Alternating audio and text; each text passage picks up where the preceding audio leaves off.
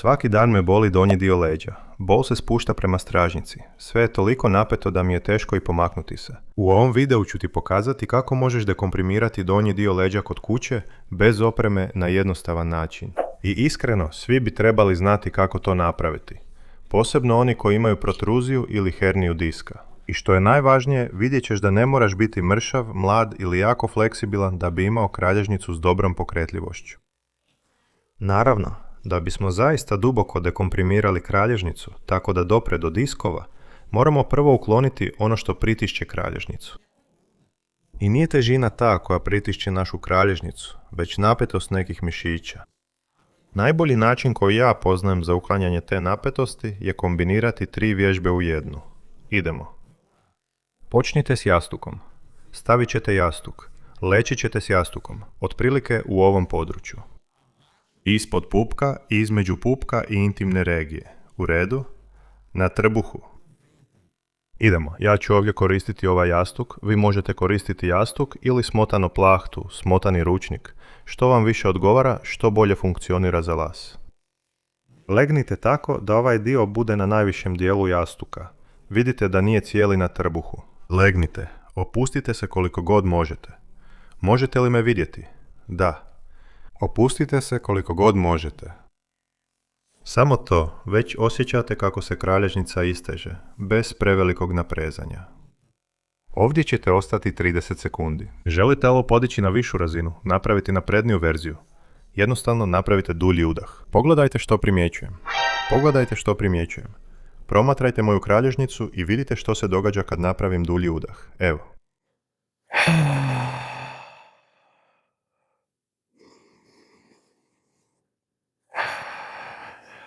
Čim povučem, kralježnica se podiže i isteže se.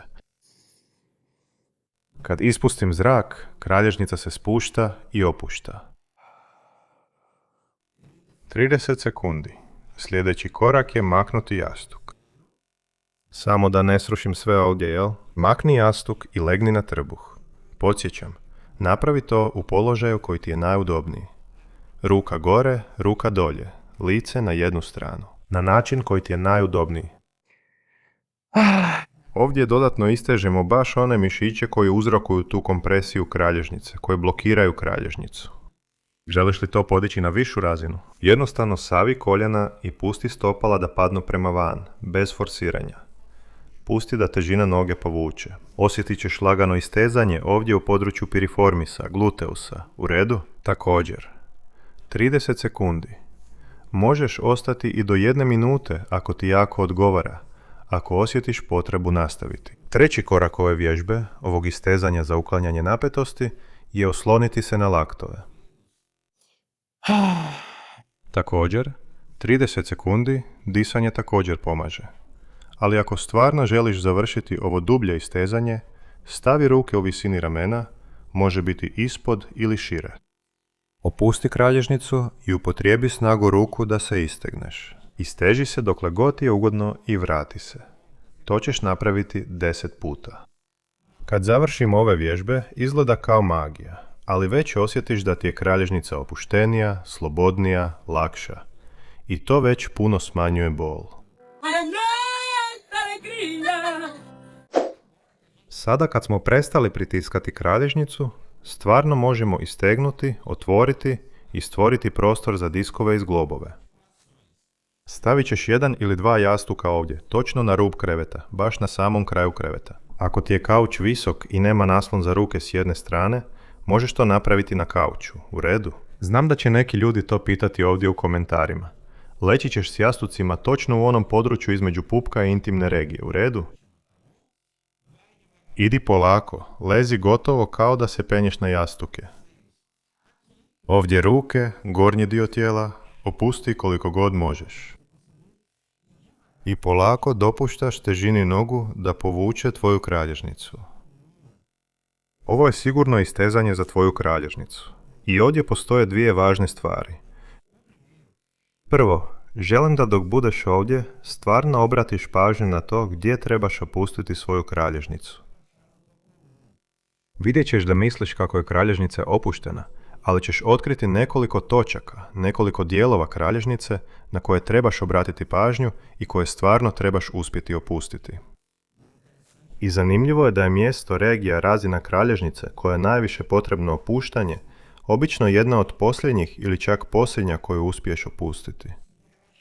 Gotovo je kao da tvoja kralježnica prvo mora osjetiti sigurnost da bi uspjela opustiti se tamo gdje je to potrebno. Druga stvar je trenutak kada izlaziš. Tvoja lumbalna kralježnica ima smanjenu krivinu ili čak obrnutu krivinu i jako je istegnuta. Nalazi se u vrlo ranjivoj situaciji. Sjeti se da se ona mora osjećati sigurno da bi ti dopustila da priđeš. Da, kad budeš izlazio, nećeš izaći bilo kako. Zato oslanjaj težinu na stopala, oslanjaj težinu na ruke i polako izlazi dok ne uspiješ potpuno stati na noge.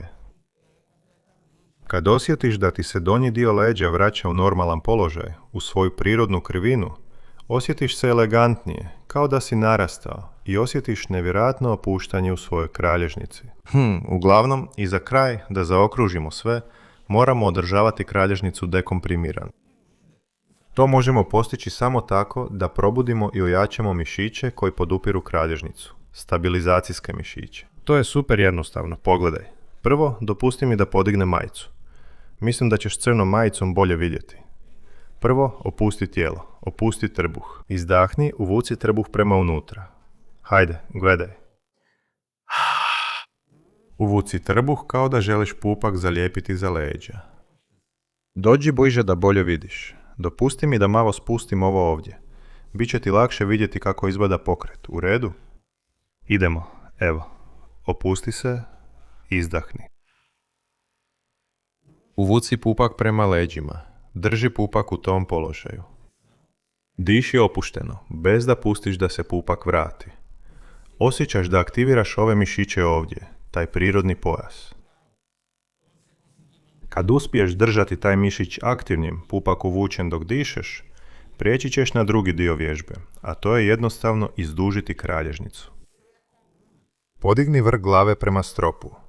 Osjetit ćeš kako se mišići na stražnjoj strani kralježnice aktiviraju i upravo to želimo postići. U tom položaju prirodnim pojasom pridržavaš donji dio leđa sa strane i podupireš kralježnicu straga. Dakle, daješ stabilnost svojoj kralježnici. Ostani u tom položaju dok se ne umoriš 3 puta. Kada vidiš da ti postaje prevelik napor, jednostavno se opusti. Prošetaj malo. Nakon što se odmoriš, vrati se i ponovi taj ciklus 3 puta dok se ne umoriš. Dodatni savjet. Ovu vježbu možeš raditi u bilo kojem položaju. Stojeći, sjedeći, ležeći. A ako aktiviraš te mišiće nekoliko puta dnevno, ojačat ćeš mišiće koji podupiru kralježnicu, spriječit ćeš njihovo slabljenje i ublažit ćeš onu napetost koja pritišće kralježnicu. I što je najvažnije, čak i u onim najtežim danima osjetit ćeš olakšanje na kraju dana. Sljedeći korak je naučiti prepoznati kada će ti se kralježnica ukočiti. I pokazujem ti 3 znaka koja naša kralježnica daje prije nego što nastupi napad boli u ovom videu ovdje. Samo klikni ovdje na ekranu. I za tebe koji si gledao do kraja, koji si stigao ovdje, ostavljam ti jedan poklon. Ovo je video koji sadrži cijeli ovaj niz vježbi, bez prekida, gdje ja označavam vrijeme svake vježbe, tako da samo pustiš video i radiš ovu rutinu zajedno sa mnom. Sjeti se ako sam ti danas uspio pomoći, ako si naučio nešto novo. Zahvali mi tako što ćeš podijeliti ovaj video s nekim kome je potreban. To je sve što tražim. Ovdje ću završiti. Veliki pozdrav i do sljedećeg puta.